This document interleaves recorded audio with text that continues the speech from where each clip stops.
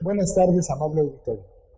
Hoy nos acompaña el maestro Félix Ignacio Corzo Ríos. Es maestro en Derecho, con formación en Derecho Constitucional y Amparo por la Facultad de Derecho de la Universidad Autónoma de Chiapas, académico del INEF y de esta Facultad Libre de Derecho. Ha sido abogado en la Procuraduría Agraria y se ha desempeñado como secretario de Estudio y Cuentas en los Tribunales Unitarios Agrarios. Bienvenido, maestro. Hoy abordaremos el tema, la sucesión mortis causa en materia agraria. Muchas gracias, muy amable por la invitación. Gracias a usted. Muy a gusto por estar acá. Maestro, quisiera que nos explicara qué es la sucesión mortis causa. Muy bien. Tanto en derecho civil se maneja la sucesión por causa de muerte y la materia agraria tiene un régimen específico. En este sentido, el artículo 17, 18 y 19 de la ley agraria establecen cuál es el procedimiento que se sigue para la sucesión por causa de muerte. El artículo 17 de la ley agraria establece que el ejidatario puede designar a quien deba sucederlo en sus derechos agrarios, para lo cual bastará con que elabore una lista en la que designe el orden en el que las personas van a heredarlo. Esta lista puede ser formalizada ante el Registro Nacional o ante un fedatario público. En caso de que el heredero ahí designado no pueda heredar por imposibilidad legal o material, o bien porque no exista esta lista de sucesión o este testamento, entonces se abre la sucesión intestamentaria o la sucesión legítima, que es la que establece el artículo 18 de la ley agraria, y en ella se dispone que la que tiene primero derecho a heredar es la cónyuge o el cónyuge, tratándose de hombre o mujer, la concubina o el concubinario, uno de los hijos del ejidatario, uno de los ascendientes, o bien cualquier otra persona de las que dependan económicamente de él. En el caso de que no existan herederos, la ley también dispone que entonces estos bienes se subastarán al mejor postor y el dinero así recaudado pasará a ser de propiedad del ejido. Maestro, ¿cómo se transmiten los derechos agrarios al fallecimiento del ejidatario comunero? Muy bien. Si el comunero o ejidatario formalizó su testamento o bien depositó la lista de sucesión ante el Registro Nacional, entonces bastará que el Registro Nacional abra esa lista de sucesión que está depositada en esa institución y ante la presencia de quien haya sido designado sucesor, deberá proceder a abrir el sobre y en este caso, una vez certificado y hacer el formalismo que se requiere ante el RAN, ante el Registro Nacional, en este caso inmediatamente procederá a la transmisión de los derechos y a la expedición del nuevo certificado. Si esto no fuese así, entonces necesariamente tendría que abrirse el procedimiento de sucesión legítima, para lo cual es necesario que el interesado, el cónyuge o uno de los hijos acudan ante el Tribunal Agrario para que mediante un procedimiento del juicio sucesorio se abra esta sucesión y se llamen a los interesados y al efecto el tribunal designa quién es la persona que debe heredar esos derechos agrarios. ¿Es necesario cuando no hay testamento o la lista contratar un abogado o lo del mismo registro? Para esos efectos existen los abogados de la Procuraduría Agraria. Es un trámite muy sencillo que a lo mucho lleva 2 meses. No requiere mayor técnica, no requiere mayores elementos y es demasiado sencillo el trámite.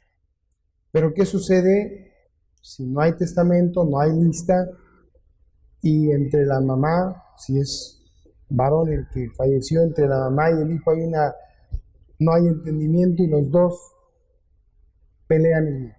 Sí, para este caso la ley es muy clara porque al efecto la mamá, en este caso la cónyuge, es la que tiene el derecho preferencial para heredarlo. Existiendo un cónyuge del heredero fallecido o una concubina, los hijos no pueden heredar. Y en el caso de que existan 2 o más hijos, en este caso, los dos tienen derechos, o 3 o 4 los que existan, tienen derecho a heredar, pero ellos deberán ponerse de acuerdo quién de entre ellos será el que herede, porque en caso de que no se pongan de acuerdo, en ese momento entonces el tribunal lo que va a hacer es subastar esa parcela, esos derechos parcelarios, subastarlos al mejor postor de entre los propios ejidatarios del núcleo de población, y el dinero que así se obtenga, entonces se repartirá entre los herederos designados. Pero necesariamente tendrá que haber el acuerdo, porque la ley señala que solamente es uno el que puede heredar. Por consiguiente, si no existe un testamento o la lista, automáticamente la que tiene el derecho es la mamá y luego los hijos. Si nos quedáramos con ese ejemplo. Así es. Y si existiera la lista y en esa lista está primero el hijo y no aparece la mamá. También es muy claro, tiene que respetarse la voluntad.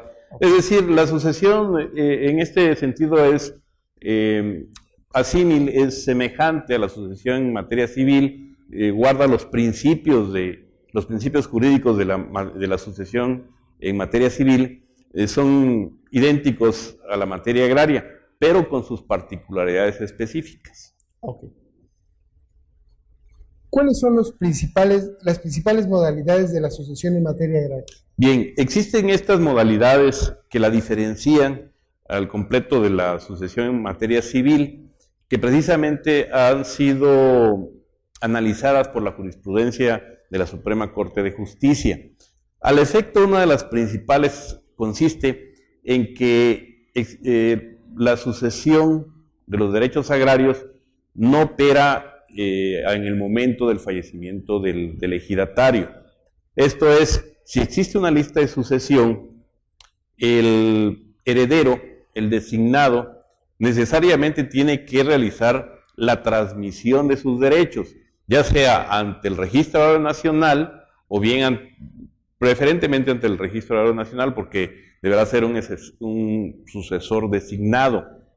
De no hacerlo así, esta sucesión no opera de pleno derecho, es el término, no opera de pleno derecho, porque tiene una condición suspensiva, al efecto de que se realice la transmisión de los derechos en forma administrativa ante el Registro Agrario Nacional. Pudiera darse también que esa lista de sucesión o ese testamento tuviera alguna imperfección, y entonces necesariamente tendría que acudirse ante el Tribunal Agrario para que el tribunal declare la validez de esa sucesión, de ese testamento, de esa lista, y por consecuencia transmita esos derechos al heredero designado. Eso es un periodo aproximadamente de 2 meses. De 2 meses, no tiene mayor situación. ¿Y hay algún plazo?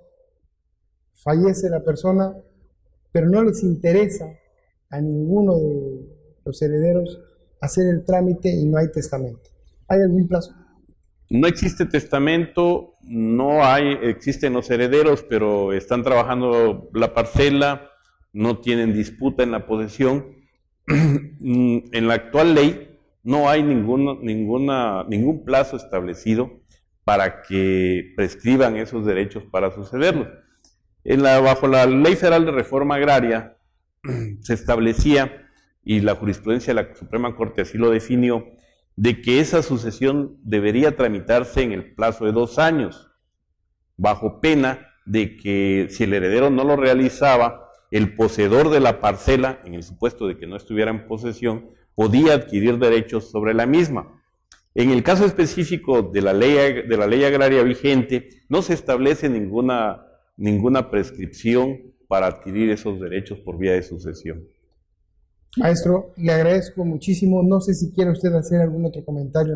Sí, alguna cuestión más que se me pasó al momento de comentarle es en el sentido de que si el heredero designado en una lista de sucesión, y ese es un detalle importantísimo, si el heredero designado en una lista de sucesión no realiza los trámites ante el Registro Nacional o ante el Tribunal Agrario y fallece, estos derechos no se transmiten hacia sus herederos.